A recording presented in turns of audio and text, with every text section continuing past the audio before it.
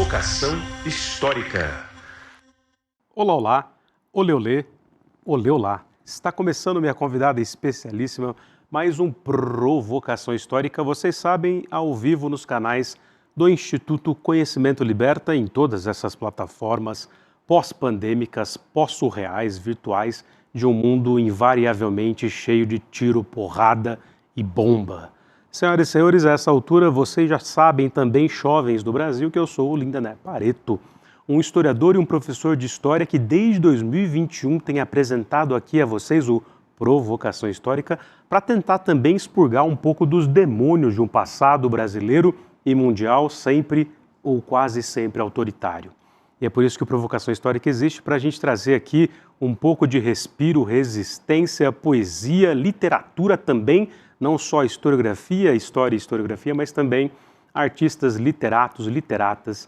E é por isso que eu tenho hoje a alegria de apresentar a vocês uma dessas escritoras virtuosas que eu vi a primeira vez, inclusive, num debate em que estava a Ingrid Geromilic, estava também Gabi Varela, que foi quem me apresentou, a minha convidada especialíssima de hoje. Então eu tenho a alegria de trazer aqui no palco do Provocação Histórica ela, Maria Carolina Casati.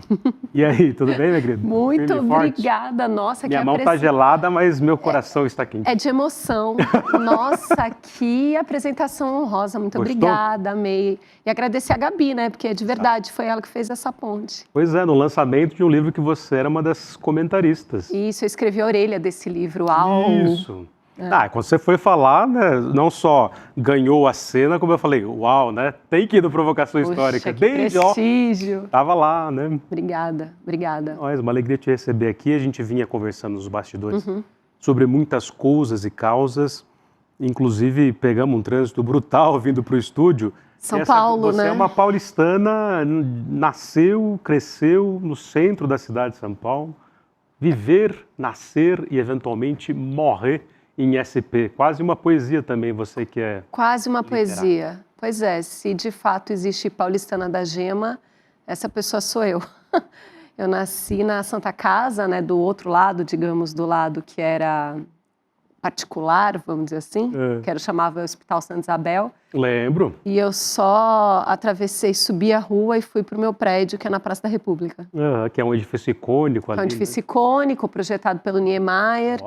Né, todo cheio de história. Brise Soleil. Exato, né, todo bonito e vivo lá desde sempre. Nunca mudei de apartamento. Que maravilha. E aí eu fiquei sabendo também, assim, né, fazendo aqui a lição de casa, que você fez Faculdade de Filosofia, Letras e Ciências Humanas. Fiz. Você é uma filha das letras da USP? Eu sou fefelechiana. Que maravilha, somos, né? Que bom. Eu sou da história. A gente se reconhece. Total. Vindo do interior, fui para a Fefeleche e fiz história. Eu fiz letras, eu fiz português e inglês, né? Mas, na verdade, eu tive a oportunidade... A gente precisa falar disso, eu acho, também, né? De como é bom uma universidade pública, de qualidade, acessível, gratuita para todo mundo. Então, eu fiz muitas disciplinas que não eram na letras. Eu fiz disciplina na história, na antropologia, nas ciências humanas, nas ciências sociais, na psicologia. Então, meu currículo ele é muito amplo, assim, ele é mais, eu brinco, indisciplinado, não é transdisciplinar nem interdisciplinar, ele é indisciplinado. E foi justamente por conta disso que eu me interessei por história oral. E fui começar a fazer pesquisa com história oral de vida. Que legal. Você Porque estudou com o SEB, o pessoal lá? Estudei com o SEB, comecei fazendo lá no NEL. E entender o que era história oral, por que aquilo me interessava, por que era importante para mim entender como é que as pessoas se constituíam pela palavra. E aí fui fazer história de vida para sempre, graças à iniciação científica no NEL. Sensacional, né? Não, isso você falou da universidade pública, não resta dúvidas, né? Não. Como ela muda efetivamente nossas perspectivas de mundo, de vida. Pode parecer um tanto clichê, né? Mas... vim de uma família operária do ABC, mas criado no sul de Minas, aí fui criado no interior. Aí eu dizia para minha mãe, eu quero estudar na FUVEST, como se a FUVEST fosse a USP, né? E ela, menino, não tem dinheiro não, para pagar cursinho, vai lá tentar bolsa e tal. Apoiou, fui, aí entrei. Aí vi aquele campus do Butantã, aquele pântano. Lindíssimo, né? É outra civilização, né? Outro mundo. Outro mundo. Mas a gente tem muita coisa parecida, né? Porque, bom, eu falo para todo mundo, preciso falar novamente, né? Agora, finalmente, me doutorei, sou doutora, preciso parabéns falar, aqui. graças a Deus. Recém-doutora pela USP também, na escola de... Recém-doutora pela USP, na Escola de Ciências, Artes e Humanidades, né? EASH, a USP Leste. Mas eu também sou a primeira da minha família que chega tão longe numa universidade. Doutora Maria Carolina. Doutora Maria Carolina, assim, dos dois lados, né? Então, assim, por mais que eu já tivesse estudado em boas escolas, que eu tivesse feito várias coisas, de verdade, na minha família, tanto do lado do meu pai quanto do lado da minha mãe, eu sou a primeira que chegou num doutorado. Uhum. E acho que isso explica muita coisa, de muita coisa nesse país, né? Uhum. É impressionante. Você é filha de uma mulher preta com um homem branco italiano. Isso. Não é isso? Isso.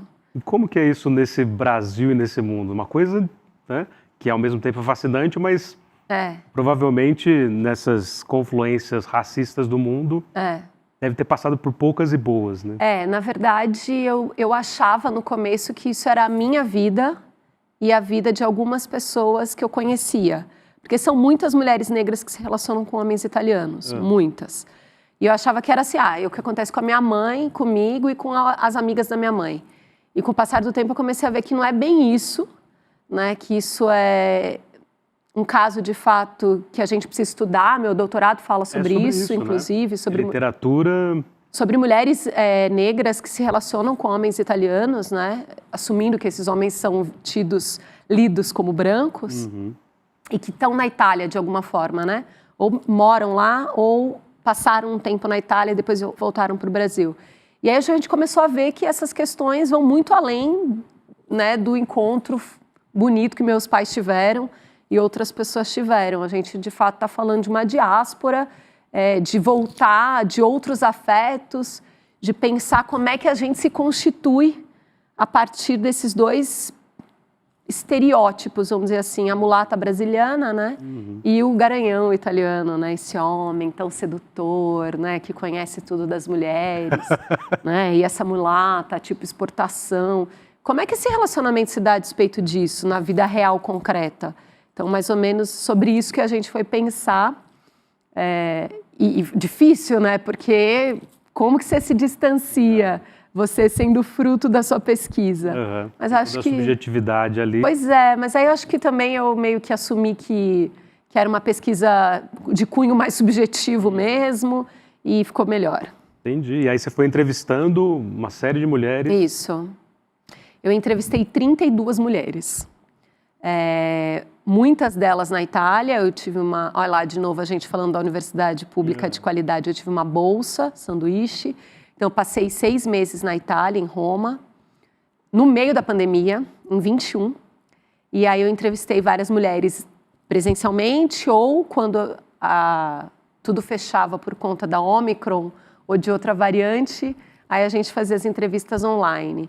E, enfim, com o passar do tempo, a gente começou a perceber que essa era uma pesquisa que tinha um cunho de escrevivência, que não fazia sentido eu não entrevistar minha mãe. E aí, quando eu voltei para o Brasil e depois da qualificação, eu acabei entrevistando minha mãe também. Que lindo. E tem uma série de camadas, né? Nossa, muitas camadas. Né? Muitas camadas. E seu pai, ele está na Itália? Não, meu pai já é falecido. E, enfim, ele foi para a Itália, ele ia muito, minha mãe ia muito com ele para a Itália, né? Passavam meses lá. Mas ele nunca chegou a voltar, vamos dizer assim, mais do que meses para morar com ela, né? E aí é isso, assim, foi um desafio, sabe? Foi muito difícil. Imagina. Tudo. Imagina. Né? Pensar o momento histórico, a gente estava falando disso também, né? Né? Pensar esse momento histórico do que aconteceu de 2020 para cá. Essa aceleração, no fim das contas, do neoliberalismo. Essa aceleração, essa necessidade de eu tô fazendo tanta coisa, eu não sei para quê. Né, pensar mesmo, eu acho que a gente até agora não se deu conta do que foi a pandemia. A gente está atordoado ainda. A gente está atordoado, eu acho que vai demorar muito para a gente se dar conta do que aconteceu, se é que alguns de nós vão se dar conta do que é que aconteceu. Então, tá nesse momento, tentando me constituir, mas também tentando constituir uma pesquisa, né, na Universidade de São Paulo, né, eu fiz disciplinas na Sapienza, né, que é uma das grandes universidades da Europa, consegui fazer disciplina lá. Então, assim, tudo muito, né, foi tudo muito. Uma avalanche de emoções, uma avalanche de sentimentos, tudo acontecendo ao mesmo tempo agora. Acho que agora que defendi, que eu estou conseguindo também colocar em ordem, assim, o caos dessa experiência toda. Mas acho que agora tá mais tranquilo. Ah, mas só de ter defendido tira um peso enorme.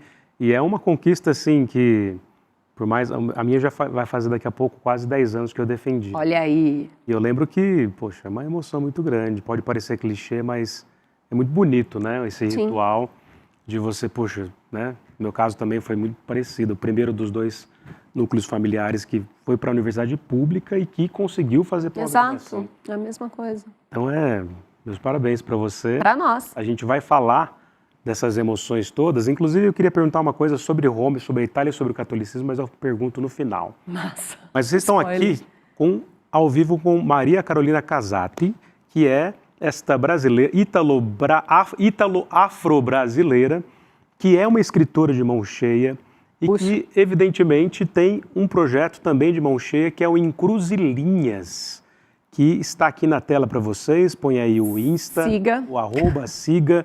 Ela é uma virtuosa, um fenômeno, que fala não só de escrita, mas das mulheres maravilhosas desse mundo brasileiro, as mulheres negras, de feminismo, de militância, de negritude e, evidentemente, das agruras de uma mulher que escreve nesse mundo. E o Encruzilhinhas, você mesma narra, né, que foi esse fenômeno de que como suas amigas te incentivaram e aí estava ali na pandemia. Isso. Nem foi você que abriu a conta. Não. Eu acho, na verdade, que o Encruzilhinhas, ele também dá esse tom, inclusive, do que eu penso de pesquisa, de existir enquanto mulher negra nesse mundo. Porque o que aconteceu? Bom, eu depositei muitas esperanças nesse doutorado, né? Eu passei no doutorado, entrei, agora vai ser tudo lindo, carteirinha da USP de novo, né? Feliz porque eu sou estudante. Paga meia. Paga meia e assim, né? Com a minha carteirinha para tudo quanto é canto, melhor que meu RG. E o que acontece? Teve uma semana de aula e aí teve a pandemia. Foi decretado, fecha tudo, meu programa fechou, né? Ficou 6 meses, não sei o que a gente vai fazer, o que não vai fazer. E eu com as minhas amigas, né? Eu chamo de G7, quem conhece sabe, todas elas sempre. Agora eu entendi o G7 do Correio do Minibio. Que inclusive é uma homenagem para o grupo de 7 amigas da minha tia. Olha que coisa, né? Muito rede, é muito pensar a rede de mulheres, né? Bom, aí o G7, que muitas de vocês já conhecem, porque vêm as meninas, enfim, eu sempre falo delas, escrevo sobre elas. Falaram, cara, você tem que fazer alguma coisa, porque, né, você quer falar sobre essas questões, a gente não sabe do que você está falando, a gente não sabe como fazer isso, vamos montar uma página. E eu falei, eu não sei nem montar, eu não sei nem ligar, eu não quero montar nada, ninguém vai me ouvir. Eu me lembro de falar isso, ninguém vai me ouvir. As pessoas só me escutam porque elas são obrigadas. Porque eu dava aula numa universidade particular, né, tinha acabado de ser demitida. Falei, elas só me escutam porque são obrigadas e vocês porque são minhas amigas. Ninguém vai querer legitimamente me escutar espontaneamente. E, bom, elas me convenceram, Marilene de Castro, essa minha grande amiga, montou a página, Renata Mendes sugeriu o nome, né? E a gente ia, aos poucos, elas falavam para mim, escreve um texto, e aí eu mandava e elas postavam. Até que um belo dia eu falei, não, gente, esse projeto também é meu, né? Por mais que ele seja feito a tantas mãos, ele também é meu, então eu preciso dar um jeito de... Aí pedi a senha, eu não tinha nem a senha. Aí pedi a senha do perfil e comecei a postar as coisas. E aí começou a virar isso. Começou a dar muito certo, as pessoas começaram a me chamar, de verdade queriam me ouvir. Aí entrou na pandemia de lives, né? Aí entrou na pandemia de lives, e a gente fazendo uma loucura de lives, nem sabia. A primeira live que a gente fez era eu e a Marilene conversando. E a gente falava para as pessoas, vocês estão vendo a gente? Aí as pessoas escreviam, sim, vocês estão ouvindo? Pensa que loucura. Aquilo foi uma loucura, né? Aquilo foi uma loucura. Um negocinho passando assim, todo mundo em live. Uma loucura, mas foi assim, foi muito bom, sabe? Porque eu percebo que o Encruzilhinhas passou por várias fases. Teve essa primeira fase das lives, então muita gente me viu, né? Depois a gente passou por uma fase mais de cursos. online ainda, e aí eu pude falar sobre as coisas que eu estava pensando, porque aí ele veio vindo sempre, né, para e passo com o doutorado, trazendo bibliografia para o doutorado. O Encruzilhinhas alimentou o doutorado demais. Sensacional isso, porque você fala também que a sua literatura foi ficando mais negra, né? Não, empreteceu totalmente. Foi empretecendo porque a gente sabe, agora está mudando um pouco, mas a minha geração de 2002 da FEFELESH praticamente não via Abdias. Não, eu não vi. A gente não viu. Eu não vi nada disso.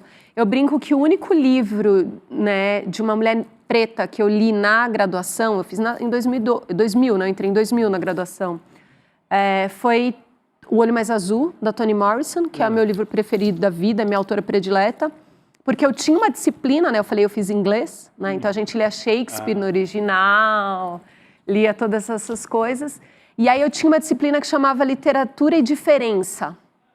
Que era uma literatura... vanguarda, né? Vanguarda. Uma mulher que era professora, óbvio. E era uma disciplina que não ia falar da literatura do cânone, porque a gente já tinha leituras do cânone 1, 2, 3, 59. Tudo, Tempo todo. E aí, nessa disciplina, a gente leu Toni Morrison. E eu fiquei assim, o que é isso? Fui arrebatada. Fui arrebatada, fiquei louca, quem é essa mulher e tal, mas passou, né? A vida passou, não tinha muito mais contato. E aí, com essas lives e com esses cursos, as pessoas começaram a me chamar para dar parecer sobre livro, para escrever pós-fácil, para falar sobre livro. Virando autoridade, né? Foi virando, ai, nossa, legal. Agora, referência. Doutora. Agora quero ver quem vai segurar aqui. Vai referência. Voar. E aí, quando isso começou a acontecer, eu comecei a perceber que isso tinha tudo a ver com o que eu me interessava na pesquisa. Porque, no final das contas, o que eu sempre me interessei na pesquisa, pensando em história oral, né, sempre fiz história oral com mulheres, foi entender como é que a gente se constitui pela palavra. Como é que a gente atribui significados para o caos que é existir pela palavra.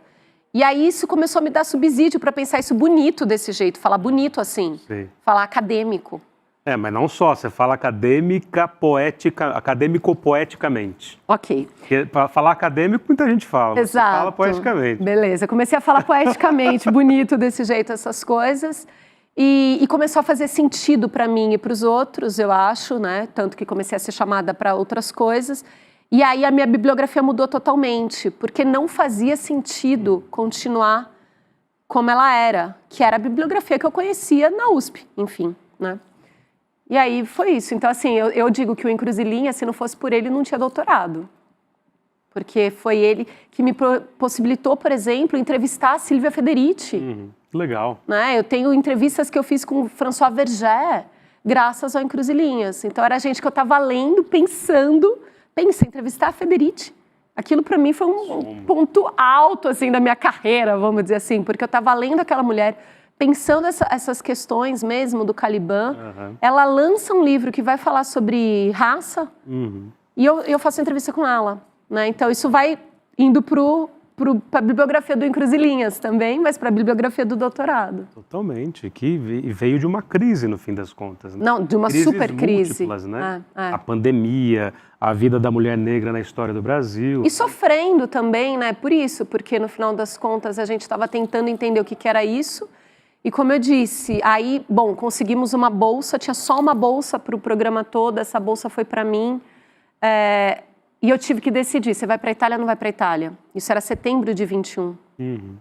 Ainda estava no caos, né? Tava um negócio meio esquisito, inclusive lá, uma semana eu brinco que a gente ia para aula, na outra semana todo mundo de novo confinado porque alguém tinha testado positivo, parari.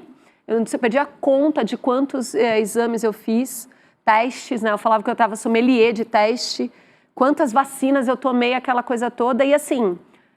Beleza, eu vou, porque eu não quero mudar minha pesquisa, eu quero que isso aconteça. Fui. E aí, quando meu filho ia me encontrar, né, em dezembro, veio a Ômicron, fechou as fronteiras, eu fiquei sozinha de novo. Quanto tempo? 6 meses. 6 meses? Fiquei 6 meses na Itália fazendo sanduíche. Sozinha? Sozinha. Tem o filhote? Eu tenho amigas na Itália, né, por conta do meu pai, eu tenho parente e tal, mas é isso, a gente não conseguia nem se ver, porque fechava... Tudo de assim, outro também. Então, acho que foi também muito importante para mim, eu entender isso, que eu era essa pessoa que eu conseguia fazer isso e resolver BOs em italiano, mas também a despeito do que se espera de uma mulher italiana, né? Aham. Assim, a imagem, né? É. Então, assim, passei por coisas que foram importantes também para eu pensar como você começou a minha biografia, né? Você falando, pensar o que é ser afro-italiana também, né? Tem muitas mulheres que agora estão pensando essa questão, muitas escritoras, pensar, por exemplo, a Ijaba Chego, né? Que muitas outras que levantam essa bandeira, e aí a gente foi vivendo na pele o que é ser afro-italiana na Itália no meio de uma crise mundial, né? Conta uma coisa assim surreal que tem acontecido lá, que você falou, meu Deus, o que é isso? O que está acontecendo com o mundo? Eu acho que muitas coisas surreais acontecem quando ou eu estou na Itália ou eu estou em eventos que têm a ver com italianos, assim. Mas eu sempre brinco de coisas que são muito sistemáticas, né? Eu lembro muito da Grada Quilomba, por exemplo, no Memórias da Plantação, né? Ela vai falar de mulheres que estão na Alemanha, mulheres negras que estão na Alemanha. E são muitas coisas parecidas que acontecem com esse corpo que as pessoas acham que estão à disposição para serem tocados, manipulados, né? Então, o que sempre acontece comigo é tocar no meu cabelo. Como se fosse um objeto mesmo. Sempre. Então, assim, ou eu tô com o cabelo solto como eu tô agora, e eu sempre tô com o cabelo bem armado, porque eu gosto dele assim, ou eu tô de trança. Então, sempre tem uma pergunta do exotismo. Do exotismo, e sempre vem essa necessidade de tocar em mim, né? Isso não acontece com outras pessoas. Você não sai tocando nas pessoas na rua, né? E as pessoas pegam em mim muito. Não só em mim, muitas outras mulheres negras, não só, né? Não é um privilégio meu. Isso acontece com várias outras mulheres. E eu acho que tem essa coisa de, por exemplo, se você está, agora menos, né? Mas se você está num evento que você está na sua skin profissional, vamos dizer assim, os comentários que são feitos para a sua aparência e não para a sua possibilidade de estar lá como uma profissional. Então é sempre uma pergunta, mas você fala italiano por quê? Como que você fala italiano? E aí, sabe, por que você está fazendo isso aqui? Até que ou você responde sim, por isso, ou porque se eu falar, mas meu pai era italiano. Ah, tá. Aí, tipo, explicou a sua existência. Ah, então tá bom. Surreal. Né? Isso é muito surreal. E eu acho que isso é muito racismo estrutural. Isso é muito racismo estrutural, né? Que acontece em vários lugares. Mas acho que, enfim, acho que na Itália tem uma questão dessa. Mas eu me lembro que eu brincava, porque a gente estava nesse outro governo, né? Que inclusive cortou nossas bolsas, né? Então, por isso que quando a minha bolsa surgiu, eu falei, ou eu vou, ou não vou mais, né? Esse governo do Jair Messias. Isso. Que é um ítalo brasileiro, né? Isso, pois é. Enfim. Cazzo. Enfim. E aí eu me lembro que dependendo do que ele fazia, né, do que estava na notícia, as pessoas me perguntavam, mas você é brasileira, né? E aí eu me aproveitava, acho que desse exotismo, assim, né? Digamos, imagético. Esse orientalismo, né? Esse exotismo, orientalismo, como vai dizer o Said, né? E eu falava, não, eu sou da Eritreia.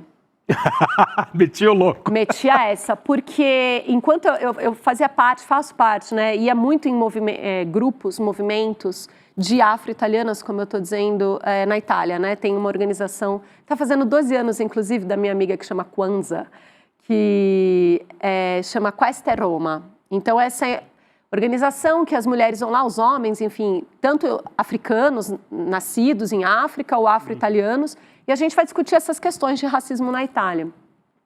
E eu me lembro que, às vezes, eu ia nesses eventos e alguma pessoa falava assim, não, mas você deve ser ou da Eritreia, né, a sua família deve ser Somália, Etiópia, por conta dos seus traços, por conta do seu jeito, do seu porte e tal, né, do seu corpo, né, fisionomia. Então, eu aproveitava isso, assim, dependendo do que o coiso tinha feito, aí a pessoa falava, você é brasileira? Não, eu sou da Eritreia, sou da Etiópia.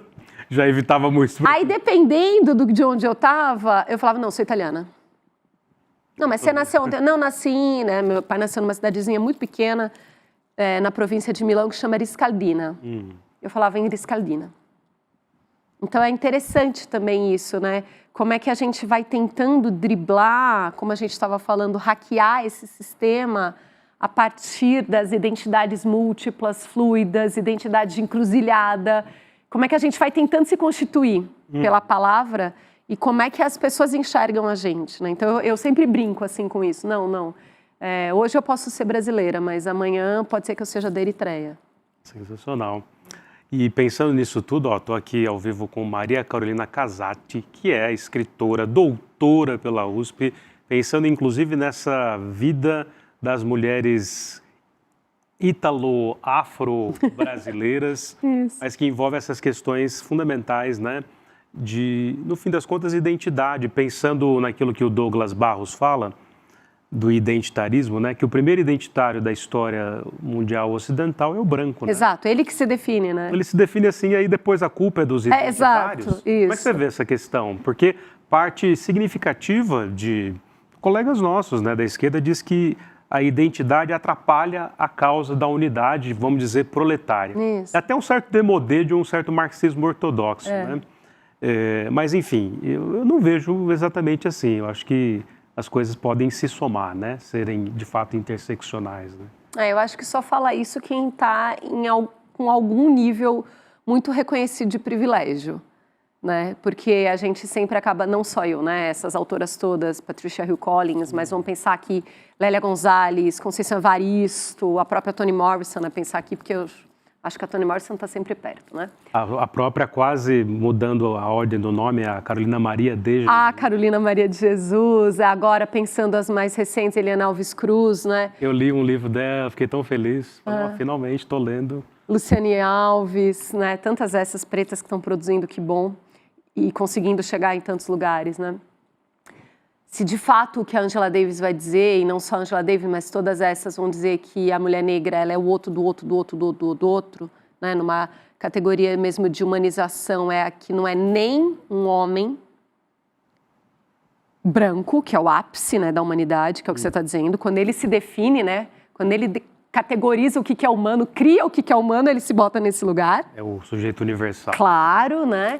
Mas não é nem isso, mas também não é uma mulher branca, né? Porque ela é mulher, mas ela é branca. E também não é nem um homem negro, porque ainda que seja negro é um homem, né? É uma mulher negra. Eu acho que a gente precisa levar em consideração essas questões. Então, de fato, eu não sei se isso é identitarismo do jeito que estão falando agora, né? Mas eu acho que é conseguir existir e resistir num mundo que não só não nos quer ou não nos tolera, né? Porque acho que se só não nos tolerasse era mais simples. Mas eu acho que um mundo que não nos quer aqui, que nos quer eliminar.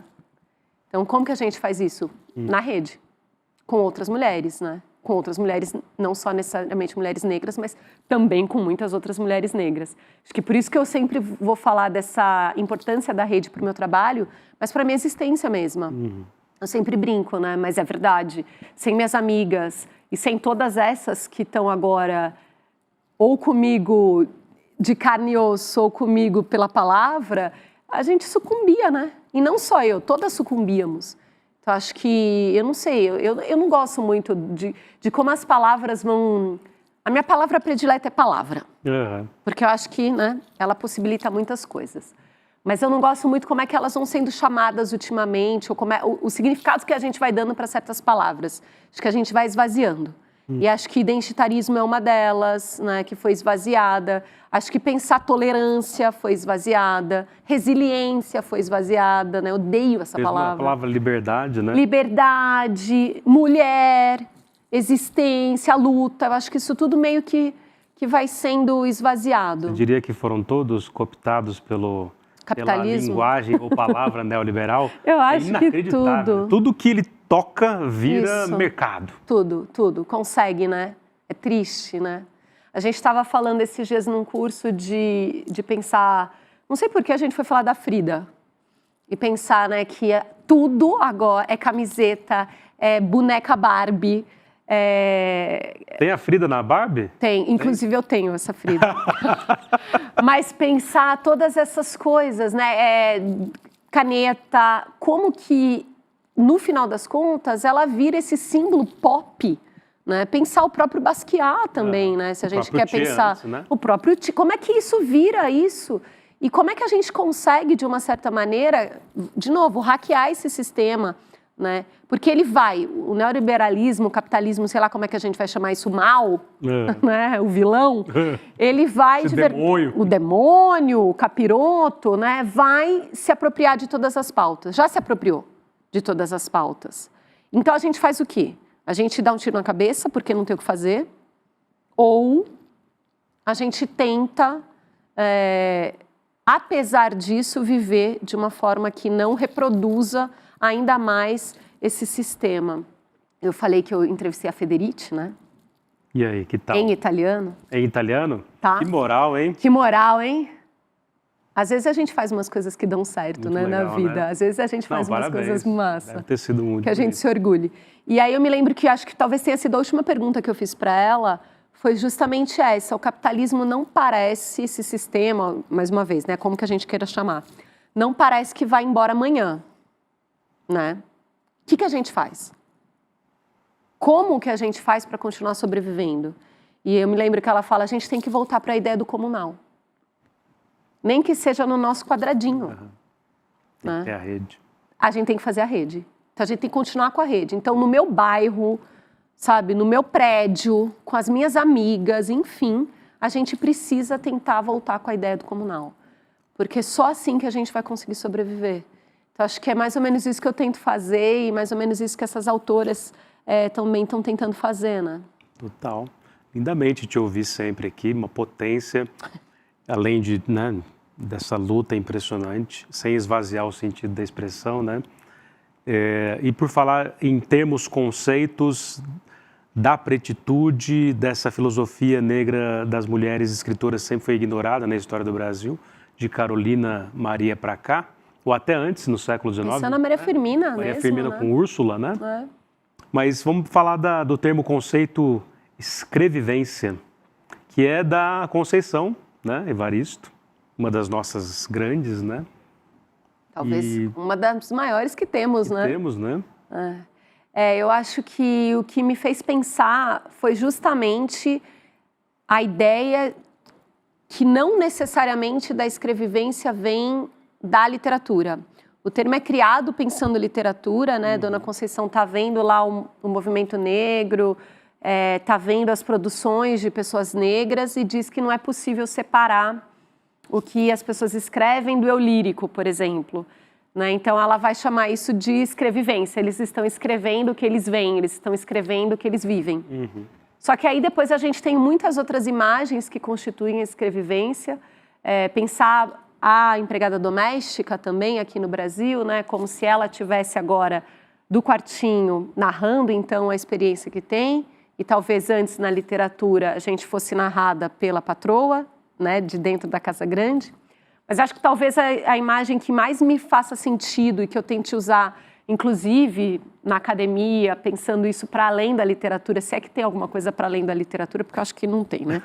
Mas enfim, é justamente essa ideia de ser, ela vai dizer, né, que a escrevivência é essa explosão, essa rasura na máscara da Anastácia. Se antes, né, as mulheres negras, as nossas ancestrais, elas só podiam falar o que agradasse a Casa Grande, né? Tanto que elas estavam de máscara em vários momentos. Só podiam contar as histórias que fizessem ninar a Casa Grande. Quando uma preta agora se escreve o que ela quer, nos termos que ela quer, né? Ela de fato está honrando essas ancestrais, mas ela também está honrando as que estão entre ela agora e as que virão depois. É pensar como, de uma certa maneira, a gente está reivindicando a nossa humanidade. E também está reivindicando a humanidade dessas ancestrais, né?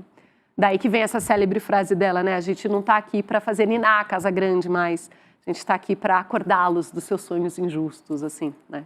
Rainha Conceição Evaristo. Então, eu acho que eu tento usar isso não só academicamente, como a gente está dizendo, mas acho que pensar isso na vida mesmo. Me constituir dessa forma, né? É possível estar aqui falando sobre isso. Muita gente vai ouvir.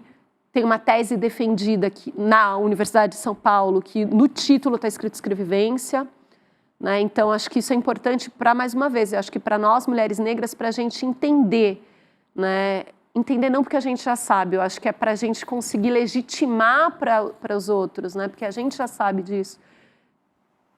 que os nossos assuntos, que as nossas existências, que os nossos temas, além de serem importantes, eles de fato conseguem que a gente reivindique nossa humanidade. Porque aí a gente não está só escrevendo texto identitário. Né? O que eu acabei de falar aqui, muito, né, en passant, assim, a teoria é muito mais complexa que essa, mas o que essas mulheres fazem é produzir conhecimento. Elas são produtoras de conhecimento, elas são filósofas, elas são pensadoras. Né? Então, a gente também chega nesse lugar que conhecimento, ciência, entender o mundo, pensar sobre o mundo, não é só um homem branco, cis, hétero, velho, magro, né, do norte global que faz. Isso tudo é produção de conhecimento. E para produzir conhecimento tem que ser gente. Então, acho que isso é muito interessante, como essas coisas vão se ligando, assim, vão se conectando.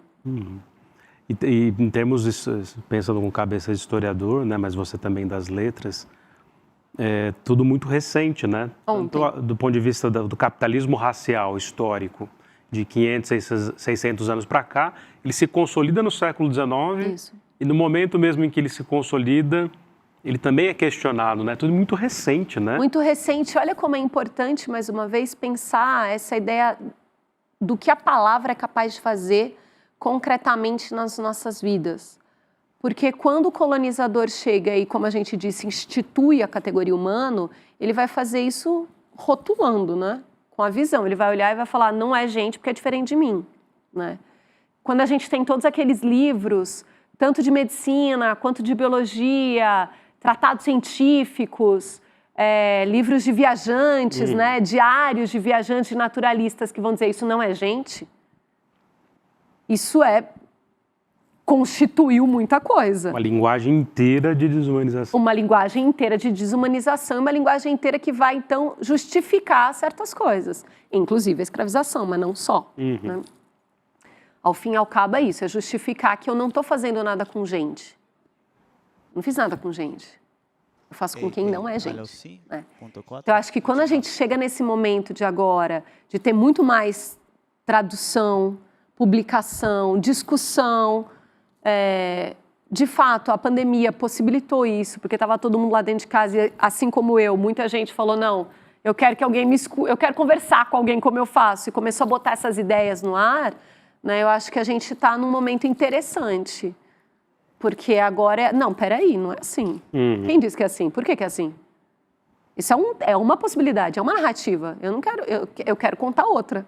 Né? Então, acho que é bacana, por mais que a gente seja recente e, mais uma vez, né, o mal se apropria de todas as pautas, a gente também consegue, de uma certa maneira... Por isso que o mal está, né, mordendo, né? O cotovelo, está tirando a calça, pisando em cima. Porque agora tem contra-ataque, tem né, resposta. Por mais que tivesse só opressão, agora tem... Né, não, mas espera aí, né? E tem uma primavera, acho que, bom, se você é de 2000, 2001 na FEFELESH, né? Eu entrei em 2000. Eu entrei em 2002.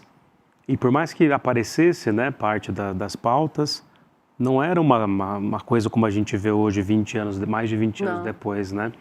Era ainda muito... o debate não estava colocado. Não. E aí entre os estudantes. Não, e aí a gente precisa falar das cotas também, né? Que aí... Lembra que todo mundo ficava contra, teve grandes intelectuais aí hoje consagrados pelo mundo, né, que publica os borbotões, que falava que isso ia gerar um ódio racial que não existia. Isso, porque não existia racismo no Brasil antes. Foram as cotas que instituíram o racismo no Brasil. Exatamente. Eu acho que a gente precisa falar disso, assim, né? Porque aí quando esses corpos entram na academia e estão lá, né? E a gente precisa falar também, por exemplo, não só de entrar na academia, né?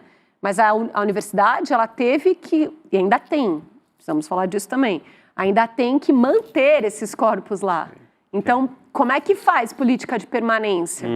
Né? Então, quando as pessoas conseguem se formar, conseguem chegar num mestrado, conseguem chegar num doutorado, outras epistemes surgem, querendo ou não. Daí os conflitos. Né? Daí os conflitos, mas daí também a gente tem a possibilidade de, mais uma vez, né, defender uma tese que vai ter uma bibliografia 85% de mulheres e mulheres do sul global e muitas mulheres negras, porque eu também estou colocando marrons, né, pensando na Anzaldúa e em tantas outras.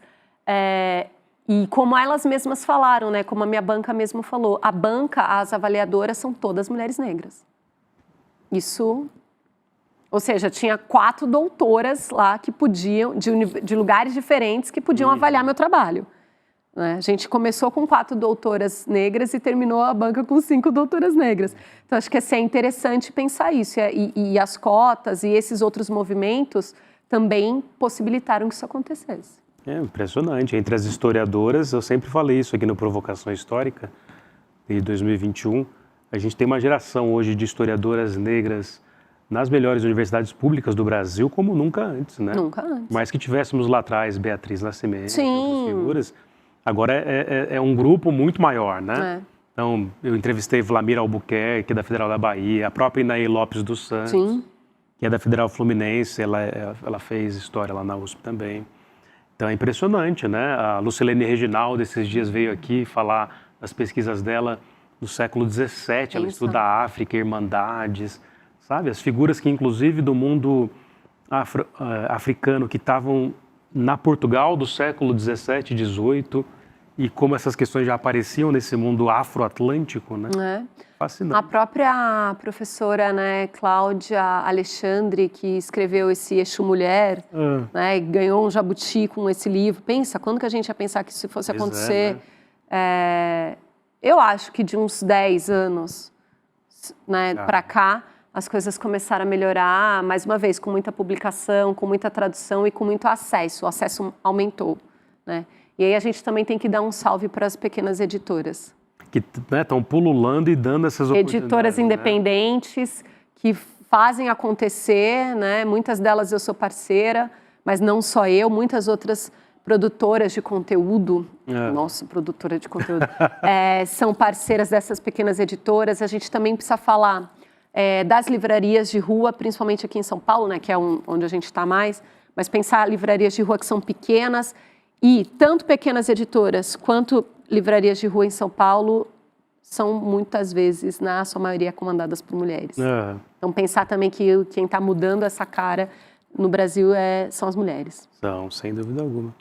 Ó, senhoras e senhores jovens do Brasil, Maria Carolina Casati, escritora, ela que acabou de defender sua tese de doutorado na USP, pensando, inclusive, a própria experiência também, mas não só, né? Isso. Como mulher negra no Brasil, mas filha de um italiano. Quando que o link vai estar disponível para o nosso público? Fica no banco de teses gratuitamente. Fica no banco de teses gratuitamente. Vai ter que fazer aquela revisão marota? Então, o que aconteceu? Uma das pessoas que estava na minha banca era a Bianca Santana. Sei. Na minha banca foi muito prestígio. Era Bianca Santana, Luciane Alves, Miriam Cristina Santos e Adriana Dantas. Né? E a minha professora é a Valéria Magalhães. Né? O Dream Team de banca. E eu me lembro que não só a Bianca, mas todas elas falaram uma coisa para mim. A sua tese é a sua tese. Se você não quiser, você deposita assim. Você não precisa mudar nada. Mas a gente tem sugestões. Então, eu tenho sugestões que eu vou acatar. E aí a gente tem até meados de junho. E aí já vai estar disponível para as pessoas. Eu espero que as pessoas leiam. Eu espero que as pessoas deem uma moral para o Encruzilhinhas. Maria Carolina Casati. Antes, lembra dessa? Eu vou ter que fazer essa boba piada, mas quando o Bastardos Inglórios fez aquele sucesso todo, e aí o Brad Pitt, né? Que, aliás, está excelente ator ali, né? Você viu? Ele fala Gorlami. Né? Você viu? Lembra? Ele consegue fazer alguma coisa. Mas você sabe que a gente estava falando de famílias, né, italianas, ainda mais no Brasil, né, ainda mais em São Paulo, todo mundo é descendente. Todo mundo é da Moca, todo mundo é descendente italiano, mas... de fato, muita gente é descendente italiana, porque, né, no começo do século tinha muito mais italiano aqui do que... Falava-se mais italiano do que português, né? Era a maior cidade italiana no mundo, né? Tinha muito mais italiano aqui do que na Itália.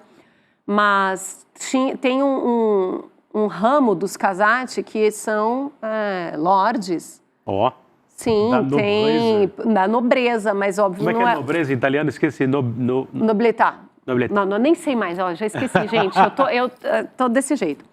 E a nobreza, né? Mas o meu casate não é desse lado, claro. É igual o meu Pareto. Claro que não, né? De fato, operários, outra coisa. Seu pai é de origem operária? Meu pai, sim, ele também foi um... Meu pai veio depois da guerra, né, na verdade. Ele lutou na guerra. Meu pai era muito mais velho, né, quando ele chegou no Brasil. Em 56, ele chega em 56, tudo bem que a guerra já tinha acabado há algum tempo, só que a Itália estava naquela crise. Ainda no continente sombrio, estava tudo destruído. Estava muito ainda, difícil, né? E aí ele acabou vindo para o Brasil, ele veio para o Rio de Janeiro para trabalhar com metalurgia. Caramba. E quando ele chegou aqui, ele não gostou do Rio. Ele brinca que ele tem brincava que tinha 2 aniversários, porque ele nasceu dia 6 de junho e ele chegou dia 24 de junho. Então, quando ele chegou, estava tendo festa de São João. E ele falou, nossa, o que é isso aqui? Bem que falaram que isso aqui ou tem revolução de dia no Brasil ou tem revolução de noite. Ele ouviu os foguetórios lá, achou aquilo tudo muito esquisito. Ficou um tempo no Rio de Janeiro e veio morar em São Paulo. E aí ele veio morar no bairro que eu moro até hoje. Olha que coisa. Qual o nome dele? Ambrógio. Ambrógio Luigi.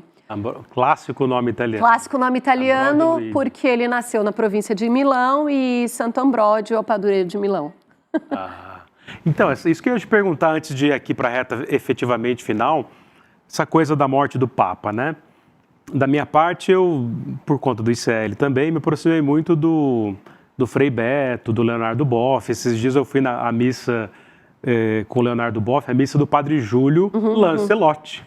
Né? Mais um. E o Boff também, ele me falou que esse Boff é italiano do norte da Itália. Isso que eu ia falar, deve ser de cima. Uma italianada toda. E aí eu fui com essas figuras impressionantes que lutam pela igreja dos pobres e para os pobres, né? E o Boff me deu a comunhão. Aí os comentários no post era, você ganhou a comunhão de um excomungado, porque ele foi perseguido pela igreja. Mas ele não foi excomungado, ele foi notificado. Enfim, tudo para dizer o seguinte, esse tanto de homem no Vaticano, homens brancos, velhos, quase que invariavelmente, né? Como é que, você que é italiana também, como é que você vê isso, né? Porque a gente, ao mesmo tempo que eu simpatizo por conta do Boff e do Beto, falo, nossa, a igreja é um antro de macho que difícil continuar uma coisa mais radical que a do Francisco, né? Acho muito difícil continuar. E era muito interessante, né? Eu cheguei a vê-lo em 3 ocasiões, assim, uma muito perto, numa nomeação de ministros que eu fui convidada, e vi uma missa dessas que ele fazia, né, na catedral lá. O Francisco de pertinho. De pertinho, e era muito engraçado, porque ele era pop mesmo, né? Quando ele aparecia... Ele é efetivamente pop, gente, né? Quando ele aparecia na janelinha lá no Vaticano... parecia que era o Bon Jovi, assim. As pessoas gritavam, se jogavam no chão. Meio bitomania, né? Não, uma loucura. Eu olhei assim e falei, gente, o que é isso? E ele era muito carismático, né? Então, acho que ele também se aproveitava disso, assim. Enfim. Italiano, todo... argentino, né? Todo ítalo também. Mas, bom, eu fui muito tempo católica, né? Vamos dizer assim, por razões, enfim, no Brasil, filha de italiano e tal. Mas meu pai também era um católico meio... não tão católico assim. Eu brinco que eu fui catequista, né? Olha só, eu cheguei em vários... Carolina Gente, eu cheguei em vários lugares da carreira, digamos, católica. Mas, desde quando eu era catequista, eu já tinha umas ideias um pouco diferentes em relação à religião. Tanto que eu fui convidada a não mais ser catequista. Gentilmente te notificar. Isso, acho que é melhor você fazer outras coisas para colaborar, mas não vai ficar falando com crianças, né? E, enfim, eu sei que passou um pouco isso da minha vida, mas eu sempre brinco, né? Eu falo muito de Exu, eu sou macumbeira agora, né? Sou umbandista. E a Umbanda surgiu na minha vida também por conta do meu pai. Olha que coisa louca. Porque quando meu pai faleceu, eu e minha mãe, a gente ficou muito, óbvio, a gente ficou muito, muito, muito abalada. Né? Esse era o grande amor da vida da minha mãe. Meu pai morreu no dia do meu aniversário. Nossa. Então, assim, foi muito difícil para mim. E a minha mãe foi para Umbanda. E eu fui para acompanhá-la. Eu falei, cara, eu não vou deixar minha mãe nesse lugar que eu não conheço, não sei nada, o que é isso? E aí, falei, nossa, isso faz muito sentido para mim em vários momentos. Então, eu acho que... Mas ainda assim, sendo macumbeira, vamos dizer, né? Sendo devota de Exu Seu Tranca-Ruas, é muito interessante, porque eu ainda gosto muito de homilia. Uhum. Quando eu era católica, eu gostava de homilia. Então, acho que por isso também que eu ia ver o Papa, porque eu gosto de homilias que eram bem feitas, assim, né? A palavra. Não era ler de novo, eu já li, não precisa falar isso de novo. Então, acho que eu estou nesse lugar, assim, pensando, né? Mas, sim, acho muito difícil alguém fazer o que ele fez. Acho muito difícil alguém fazer o tiquito do que ele fez. E agora que ele se foi, com certeza a igreja vai aproveitar esse momento para voltar o que ela era. Titanic para a estrutura de sempre. Já está, né, de uma certa maneira, fazendo isso, né? Ele foi muito criticado, né? Sofreu uma oposição ferrenha, né? Foi uma oposição ferrenha. A gente brinca, né? Como ele era muito carismático e muito visto, eles não puderam eliminar ele antes, né? Mas devem ter tentado de todas as formas eliminar esse homem né, para que ele não fale mais essas coisas. Então é triste no final das contas, eu acho, ver isso. É triste, como um sujeito que nasceu em família católica, como dizem, não praticante, mas católico, né? E depois, né, pagão, como diz o Boff, Lindener é meio pagão. Falou pra mim. Tão pagão. Ateu mesmo.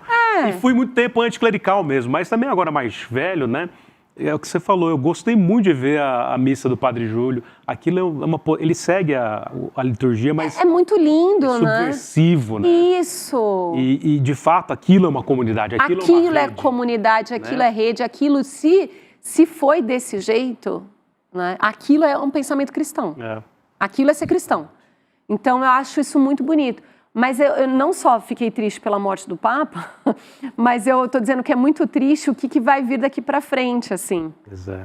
Porque não vai ter como voltar, né? Infelizmente, acho que muitas, a gente está falando disso no final, né? Está falando de muitas conquistas das mulheres negras ou de grupos subalternizados, inclusive na literatura, enfim, no mundo, a gente está falando disso. E, de fato, eu acho que não tem como a gente voltar atrás. Né?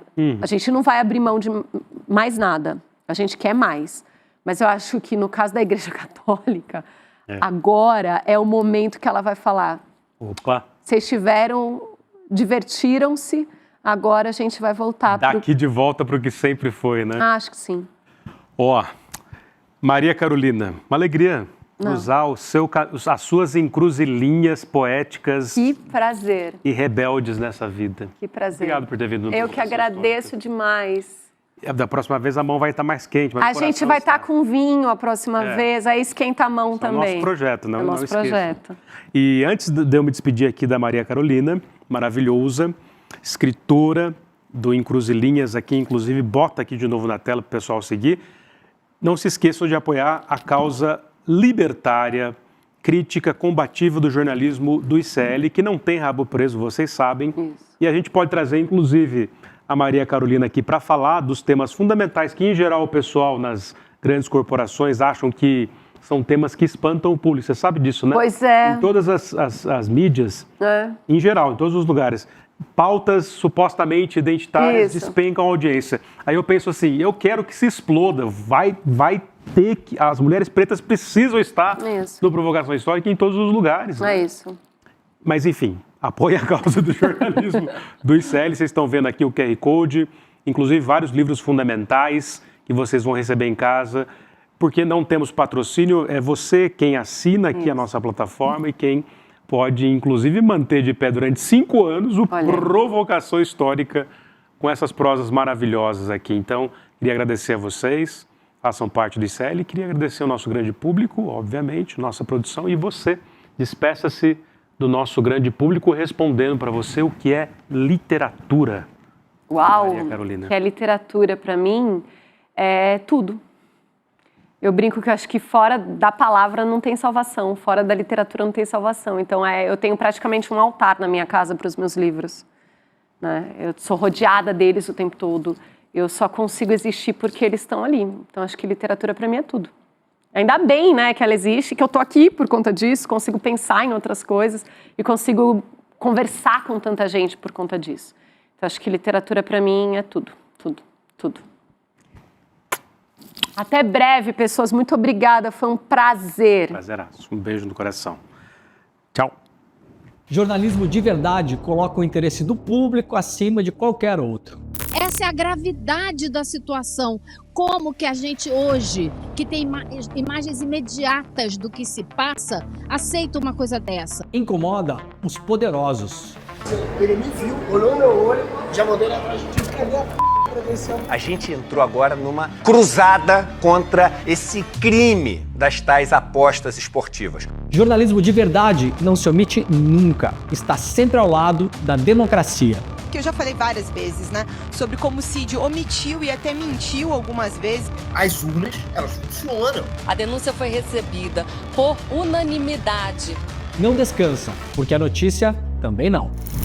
A gente está subindo uma trilha no meio do mato. É um lugar perigoso também, porque é esse tipo de pedaço de terra que acabou deslizando lá para baixo, né? Então a gente está prestando atenção e está subindo para mostrar lá de cima. Jornalismo de verdade denuncia as injustiças. Um grupo de pessoas cada vez maior está sendo trazido e despejado aqui por Paraisópolis. Jornalismo de verdade é livre, sem patrocínio, sem monetização e com independência para dizer o que precisa ser dito. O ICN só pode fazer jornalismo de verdade graças ao apoio da comunidade corajosa que luta ao nosso lado. Faça parte da comunidade do ICL e apoie a nossa luta pelo jornalismo de verdade.